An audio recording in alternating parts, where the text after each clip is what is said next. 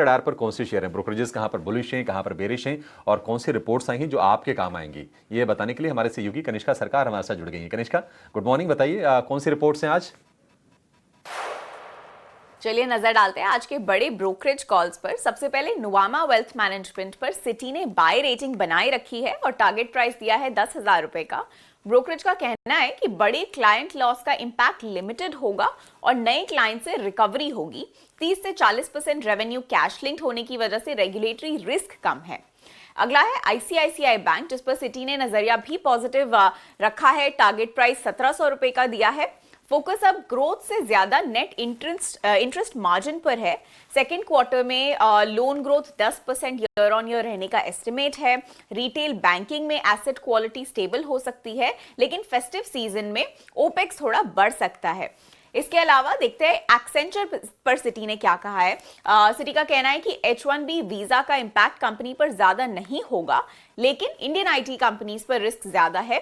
Bookings 1% year on year गिरी हैं और headcount भी कम हुआ है। एक्सेंचर पर नुवामा ने भी अपनी राय रखी है रिजल्ट्स के बाद। उनका कहना है कि FY26 रेवेन्यू ग्रोथ आउटलुक जो है 3 से 6% की गाइडेंस दी है और इस गाइडेंस पर जेन एआई का बड़ा असर होगा।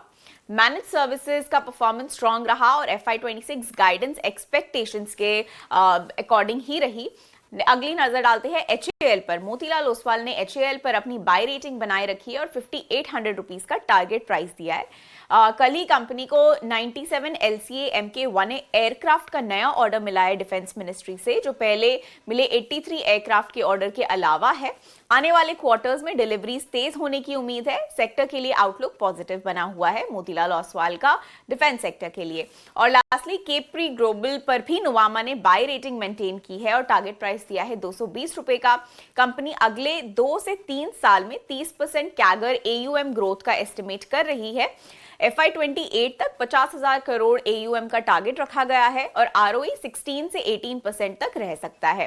कलेक्शंस पर फोकस से एसेट क्वालिटी इंप्रूव होगी और डाइवर्सिफाइड लोन मिक्स और फी इनकम से सपोर्ट मिलेगा।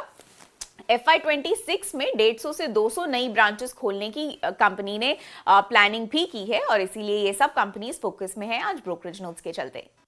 ऑलराइट, तो ब्रोकरेज हाउसेस की सूची में ये तमाम काउंटर्स। बहुत बहुत शुक्रिया कनिष्का तमाम डिटेल्स यहाँ पर हमें देने के लिए। लेकिन स्टॉक स्पेसिफिक एक्शन की ओर हम